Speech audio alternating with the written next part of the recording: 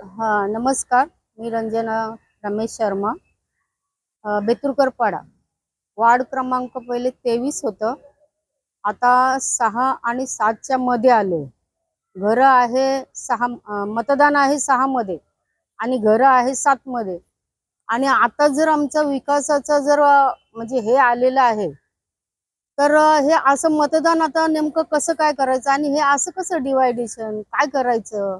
आज आम्ही नागरिकांनी जायचं कुठे आम्हाला काय कळतच नाहीये। तरी पण आज मी ही हरकत नोंदवायला आलेली आहे। तर ह्याच्यावरती माझा त्यांनी पुरेपूर म्हणजे विश्वास दाखवून ते आम्हाला न्याय मिळवून द्यावा।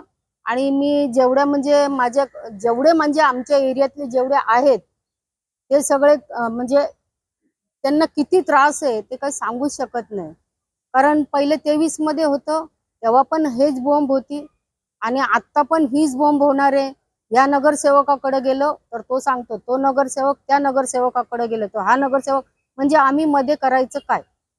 तर मी ही आज हरकत दिलेली आहे आणि ही त्याची पोचपावती आहे। तरी पण मला याचा पुरेपूर न्याय मिळायला पाहिजे आणि आम्ही मतदान कशा प्रकारे करायचं हे त्यांनी आम्हाला समजवायला पाहिजे। नेमका हा बेतुरकर पाडा क्वालिटी कंपनीच्या मागे, क्वालिटी कंपनीच्या मागच्या बाजूला हे सगळं चाळ परिसर आहे। दिलेला अर्जाचा आम्ही तुम्ही विचार करावा असं आम्हाला त्यांना सांगायचंय।